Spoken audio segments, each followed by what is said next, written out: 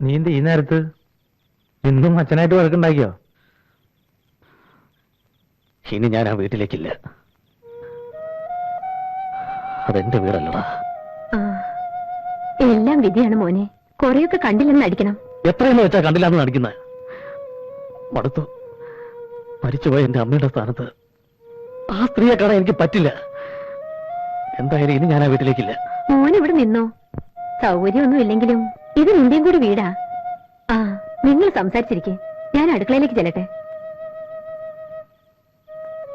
ഞാൻ ഇന്ന് തന്നെ സിറ്റിയിലേക്ക് പോവാ. ജോൺസൺ ആൻഡ് ജേസൺ കമ്പനിയിൽ ജോലിക്ക് വേണ്ടി കൊടുത്ത കാശിന്റെ കാര്യം തിരക്കണം. നീ വരുന്നോ? അതെന്താ നീ അങ്ങനെ പറയണത്? നമുക്ക് രണ്ടുപേർക്കും കൂടി ചെല്ലി നീ കാശ് കൊടുത്ത്. എന്തായാലും നേരം വിളിക്കട്ടെ, നാളെ ഞാനും കൂടി വരാം. അമ്മേ, നാളെ ഞങ്ങൾ ജോലിക്കാര്യത്തിന് വേണ്ടി പട്ടണം വരെ ഒന്ന് പോവാ. ഈശ്വരൻ നിങ്ങളെ അനുഗ്രഹിക്കും മക്കളെ. നീ കഞ്ഞി കുടിക്കടാ. വീട്ടിൽ നിന്ന് ഇറങ്ങിയിട്ട് ഒരു കത്ത് പോലെ അയച്ചില്ല. അമ്മയും നീറ്റുമാരും വിഷമിക്കുന്നുണ്ടാവും. ഞാൻ വീട്ടിലേക്ക് എഴുതിയ കത്തൊന്ന് വായിക്കാം. പ്രിയമുള്ള അമ്മയ്ക്കും കൊച്ചനുജത്തിമാർക്കും, എനിക്കും അനന്തനും ജോലി ഇവിടെ കിട്ടി. നല്ല ഒന്നാന്തരം ജോലിയാണ്. കമ്പനി മുതലാളി നല്ലൊരാളാണ്. കൂടെ ജോലി ചെയ്യുന്നവർക്കൊക്കെ ഞങ്ങളെ വലിയ ഇഷ്ടാ. ഇപ്പോൾ 2 നില കെട്ടിടമാണ് ഞങ്ങൾക്ക് താമസിക്കാൻ തന്നിരിക്കുന്നത്. താമസിയാതെ ഒരു AC കോട്ടേജ് ഞങ്ങൾക്ക് അലോട്ട് ചെയ്ത് തരും. എന്തുകൊണ്ടും ഞങ്ങൾക്കിവിടെ പരമാനന്ദ സുഖം.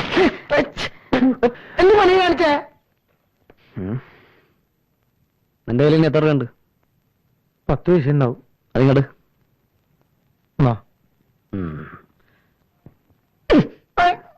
10 പൈസയും കൊണ്ട് നടക്കുന്നു.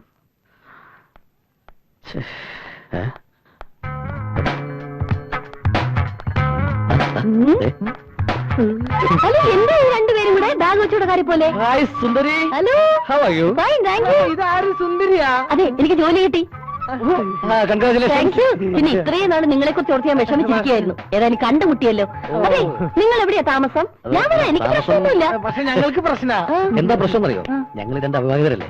അവിടെ പെൺകുട്ടി എത്തിക്കുമെന്ന് അത് പ്രോബ്ലം ഇല്ലേ? പിന്നെ ഞാൻ താമസിക്കുന്ന ഇവിടെ അശ്വതി വർക്കിംഗ് വിമൻസ് ഹോസ്റ്റൽ.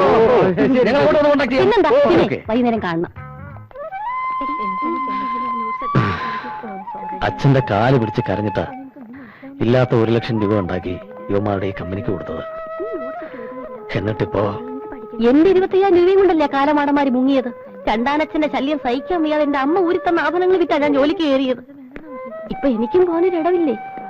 ഇനിയിപ്പോ എന്താ ഒരു പോകുമ്പോഴൊന്നും ഒരു പിടിയും കിട്ടില്ല. അവന്മാരുടെ സങ്കേതത്തെ കുറിച്ചൊരു അറിവ് കിട്ടിയിട്ടുണ്ട്. നമുക്ക് ഒരുമിച്ച് നീങ്ങാം. അത് നല്ല ഐഡിയ. നമുക്ക് നാളെ തന്നെ റിയൽ എസ്റ്റേറ്റ് പുരുഷോത്തം പിള്ളയെ പോയി കാണാം. അത് ശരി. അയാളെ കണ്ടിട്ട് എന്താ കാര്യം? പുരുഷോത്തമൻ പിള്ളയുടെ മെയിൻ ആളല്ലേ മെഴുവേലി. മെഴുവേലി വിചാരിച്ച് ഇവിടെ എന്ത് നടക്കും? കറക്റ്റ്. ഓക്കെ, എന്നാ ഇന്ന് തന്നെ കണ്ടോ? ഓക്കെ. നീട്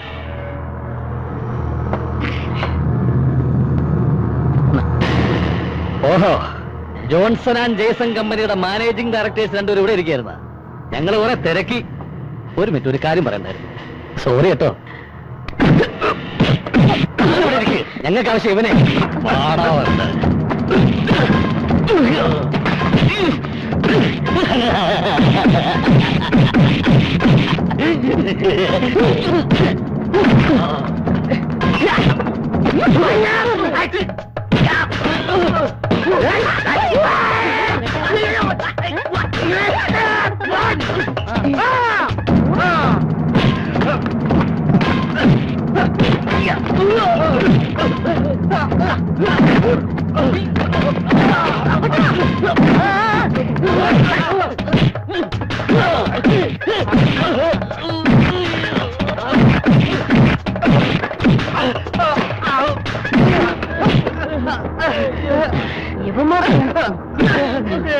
ഒന്നും ചെയ്തേക്കല്ലേ സാറേ. ക്യാഷ് എവിടെ ഇരിപ്പുണ്ട്? ഞങ്ങളുടെ കയ്യിൽ തന്നെ ഉണ്ട് സാറന്മാരെ.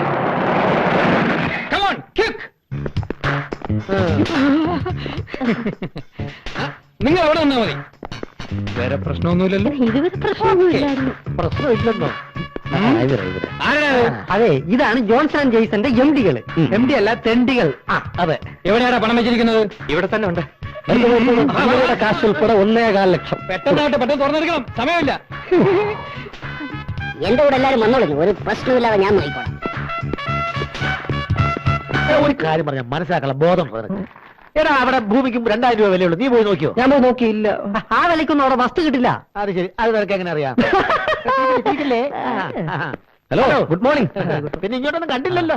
ഞങ്ങള് കുറച്ച് ബിസി ആയിരുന്നു. ബിസി ആയതുകൊണ്ടല്ല, കുറച്ചു ദിവസം പട്ടിണി കിടന്നല്ലേ, വയറിറച്ച ആഹാരം കഴിച്ചപ്പോ സുഖമായിട്ട് കിടന്നുറങ്ങി. 1 ലക്ഷം രൂപ കയ്യിലുണ്ടല്ലോ, എന്ത് ചെയ്യാനാണ് പരിപാടി? നിമിഷങ്ങൾ കൊണ്ട് ലക്ഷങ്ങൾ സമ്പാദിക്കാൻ പറ്റിയൊരു പരിപാടി ഞങ്ങളുടെ കയ്യിലുണ്ട്. രാഷ്ട്രീയമായിരിക്കും. അല്ല, റിയൽ എസ്റ്റേറ്റ്. റിയലി? എസ്റ്റേറ്റ്. ശ്രദ്ധാപൂർവം കളിക്കണം. പ്രൊഫസർ ഇട്ടുണ്ണി അറിയാവോ? കേവലം മാസ ശമ്പളം കൊണ്ട് തുടങ്ങിയ ഏർപ്പാടായത്. ഇന്ന് ഈ നഗരത്തെ വിലയ്ക്ക് വാങ്ങിക്കാനുള്ള കാശ് അയാളുടെ കയ്യിലുണ്ട്. അത് കള. നഗരത്തിലെ അറിയപ്പെടുന്ന ശിശുരോഗ വിദഗ്ധനാണ് ഡോക്ടർ ലക്ഷ്മി നാരായണൻ. ശിശുക്കളെ നോക്കലല്ല പുള്ളിക്കാരന്റെ പണി. വീട് നിറച്ച ബ്രോക്കർമാരും ഇടപാടുകാരും കേറി ഇറങ്ങുക. എന്തിനധികം പറയുന്നു? റിയൽ എസ്റ്റേറ്റിൽ ഇറങ്ങാത്ത നേതാക്കന്മാരുണ്ടോ? MLA-മാരുണ്ടോ? MP-മാരുണ്ടോ? മന്ത്രിമാരുണ്ടോ? ശശികലയെ അറിയാത്തവരാരെങ്കിലും ഉണ്ടോ? ആരായി ശശികല? അറിയാത്തവരും ഉണ്ട്. ആഗോള പ്രതിഭാസമല്ലേ? കോടിക്കണക്കിന് രൂപയ്ക്കല്ലേ കാപ്പിയും തേയിലയും പഞ്ചസാരയും വാങ്ങി കൂട്ടിയിരിക്കുന്നത്? പുറത്തു പറയാൻ വിഷമമുണ്ട്, എങ്കിലും പറയാതിരിക്കാൻ നിവർത്തിയില്ല. എന്റെ പഴയകാല നേതാവ് മാറമ്പിൽ ഗോപാലകൃഷ്ണൻ അറിയില്ലേ? ഇല്ല, അറിയില്ല. അദ്ദേഹം നിയമസഭയിൽ ഉള്ളപ്പോഴും ഇല്ലാത്തപ്പോഴും ആശാന്റെ മുഖ്യ ഏർപ്പാട് ഇതായിരുന്നില്ലേ? പക്ഷെ ഇപ്പൊ വിജിലൻസിലാ. റിയൽ എസ്റ്റേറ്റ് ബോർഡ് വെച്ചല്ലേ തൊഴിലാത്ത ചെറുപ്പക്കാർ ഇപ്പോൾ വലിയ വീട്ടിൽ കയറി കല്യാണം കഴിക്കുന്നത്? ക്ലാസുകൾ ബഹിഷ്കരിച്ചല്ലേ കോളേജ് പിള്ളേർ ഇപ്പോൾ വസ്തു കച്ചവടത്തിന് ഇറങ്ങിയിരിക്കുന്നത്? ഇത് നിങ്ങൾക്കൊരു സുവർണാവസരമാണ്. നിങ്ങൾക്കറിയാമോ, കേവലം 1 വർഷം മുമ്പ് എനിക്ക് ചായ വാങ്ങി തരാൻ വന്ന ഒരു ചെറുപ്പക്കാരന്റെ കഥ? ഇന്നവൻ കോടികളുടെ അധിപതിയാണ്. അതാണ് വിൽസൺ പാറേക്കാരൻ.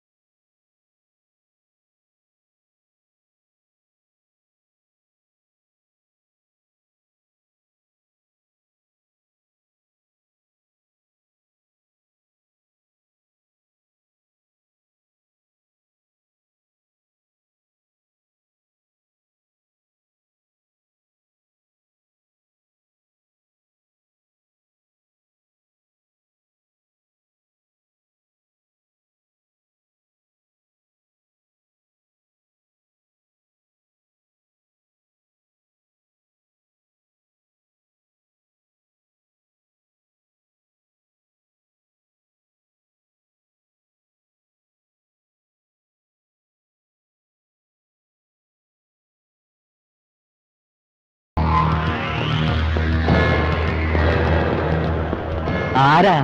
ഞാൻ CK, അമ്മാവന്റെ വീടും പുരയിടവും വാങ്ങാൻ വന്നയാളാ. ഇന്ന് രാവിലെ കച്ചവടം ഉറപ്പിച്ച ടോക്കണും വാങ്ങിയല്ലോ. അത് സാരല്ല, ടോക്കനല്ലേ വാങ്ങിയിട്ടുള്ളൂ, കരാറൊന്നും ആയില്ലല്ലോ. എനിക്ക് വാക്ക് വന്നേ ഉള്ളൂ, കച്ചവടം കഴിഞ്ഞു. അങ്ങനെ കഴിയാൻ പറ്റില്ലല്ലോ. 50,000 കൂടുതൽ തരാം, ഞങ്ങൾക്ക് എഴുതണം. വേണ്ട, എനിക്ക് വാക്ക് വന്നേ ഉള്ളൂ. അതെന്താ 50,000 കൂടുതൽ കിട്ടിയ കയ്ക്കോ? ആ കാശും കരാറ് പേപ്പർ എന്താ? ക്യാഷ് എടുക്കണോ? ആ വന്നേ.